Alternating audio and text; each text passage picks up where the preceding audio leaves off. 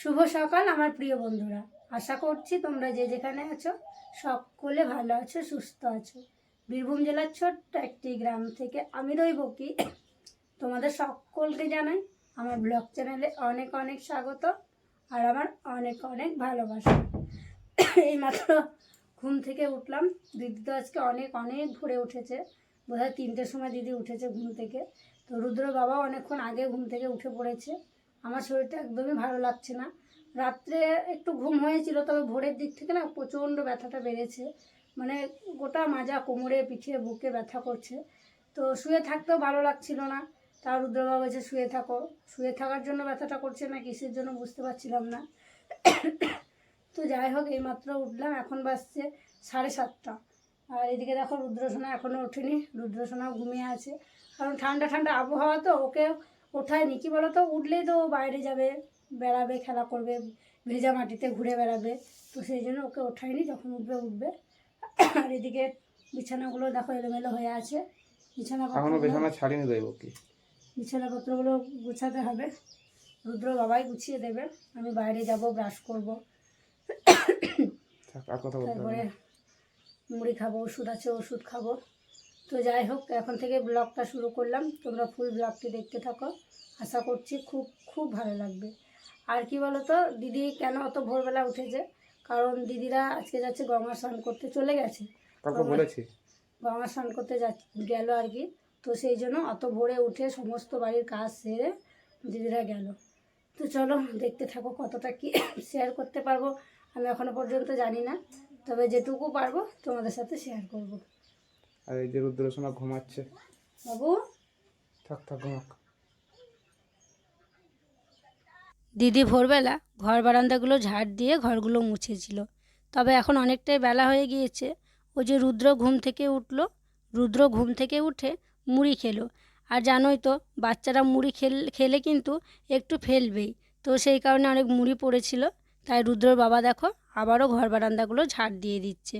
এই ঝাড়টা আমিই দিই, তবে এখন আমি পারছি না বলে রুদ্র বাবা দিচ্ছে। আর আজকে দেখো বেশ রোদ উঠেছে, একদম ঘরের ভিতরে রোদ চলে আসছে। বেশ ভালোও লাগছে রোদটা গায়ে নিতে, জানো তো। একটুখানি বাইরে বেরিয়েছিলাম, বেশ ভালো লাগছে, কারণ ওই যে 2 দিন বৃষ্টি হলো, বৃষ্টির পর এই রোদটা ভালোই লাগছে। তো যাই হোক, দেখো পুরোটাই রুদ্রর বাবা ঝাড় দিয়ে দিল। রুদ্র যখন ঘুম থেকে উঠেছিল তখনই ওকে সোয়েটারটা পরিয়ে দেওয়া হয়েছিল। আর এখন দেখো রুদ্রর বাবা রুদ্রর মাথায় তেল দিয়ে দিচ্ছে। মানে সকালবেলা জানো তো, বাচ্চাদের মাথায় সর্ষের তেল দেওয়াটা খুবই ভালো। আর এমনিতেই ঠান্ডা ঠান্ডা দিন করছে, রোদ হলেও জানো তো, মানে ঠান্ডা ঠান্ডা আবহাওয়াটা এখনও পর্যন্ত যায়নি। আর এদিকে রুদ্র বলছে বাবা আমার সোয়েটারটা খুলে দাও, এখন তো রোদ বেরিয়েছে, রোদ বেরোলেও ঠান্ডা ভাবটা আছে। তো যাই হোক, এদিকে দেখো তেল দিয়ে দিল, তারপরে চুলটাকে আঁচড়ে দিচ্ছে। এবার ওর বাবা একটু ওকে পড়াবে আর কি, একটুখানি পড়িয়ে নেবে। আর কি বলো তো, একটু যদি না পড়াতে বসে না, তাহলে কিন্তু এখন থেকে ও সেই ভেজা মাটিতে খেলা শুরু করে দেবে। তো সেই কারণে একটু ওর বাবা পড়াবে। অনেক কষ্ট করে ছাদে এলাম, মানে কখন থেকে সেই শুয়ে বসে আছি নিচে, ভালো লাগছিল না। রুদ্র বাবা ছাদে এলো চাল মেলতে।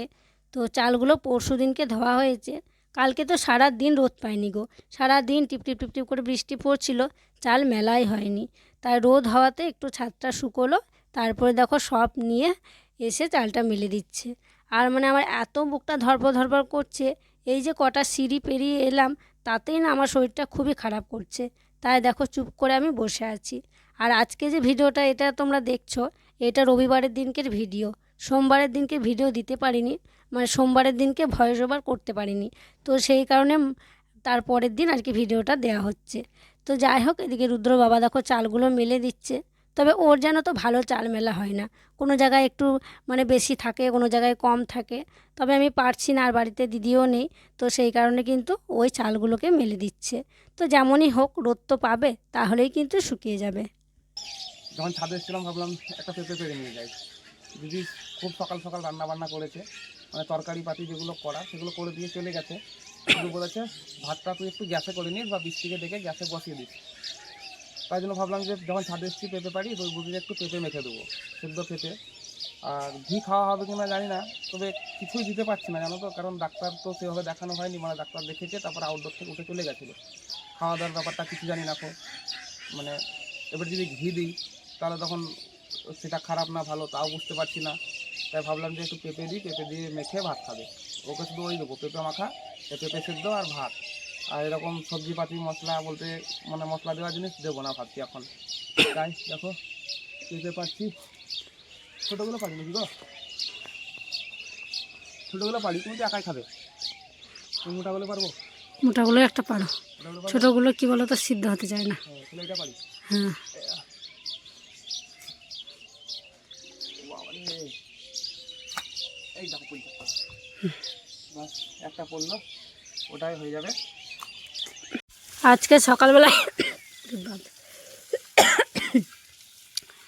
আজকে সকালবেলায় বোতলে জল ভরা হয়নি, আর কারেন্টও ছিল না। তো একটু আগে কারেন্ট এলো, দিয়ে আবার ঘরের কলে জল দিয়েছে।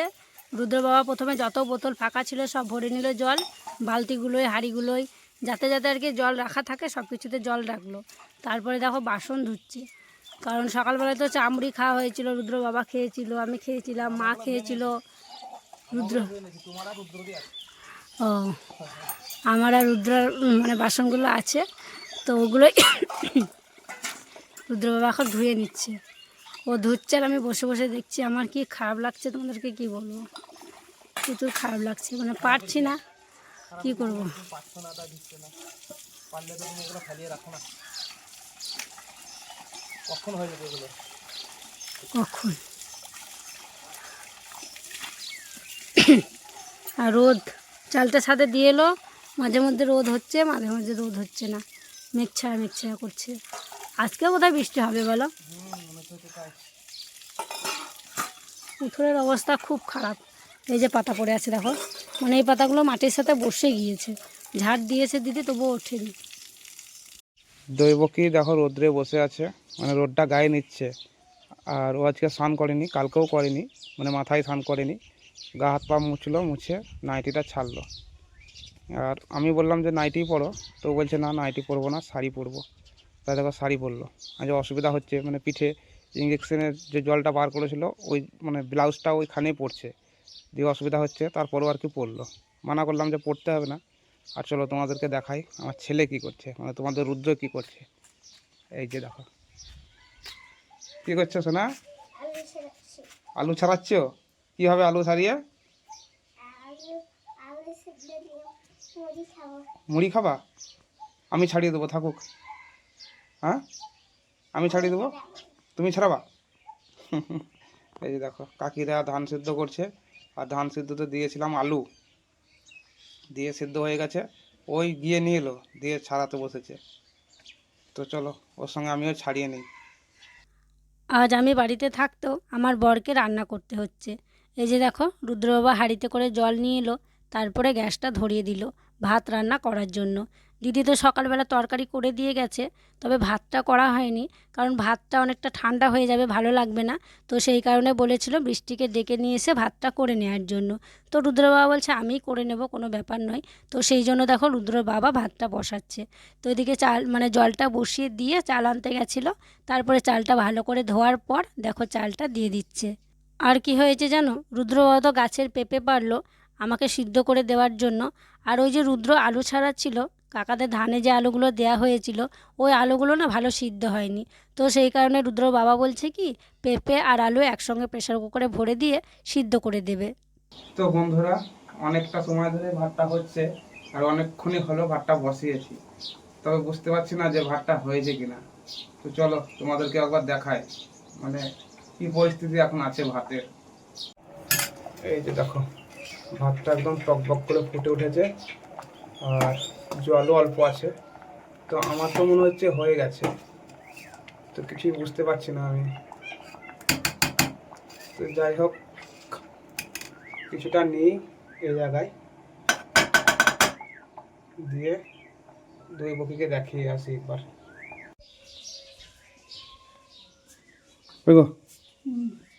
দেখো তো ভাতটা হয়েছে নাকি। শোনো বাবা, তুমি কি করছো? হ্যাঁ ফাটেনি তো, একটু ফাটা ফাটা হবে তখন হয়ে যাবে। আমি ভেবেছিলাম হয়ে গেছে হয়তো, একটু হবে ফাটা ফাটা হলে হয়ে যাবে। দৈবকে বলছে এখনো হয়নি, আর একটুখানি হবে। তো চলো আর একটু হয়ে যাক, তারপর নামিয়ে নেবো।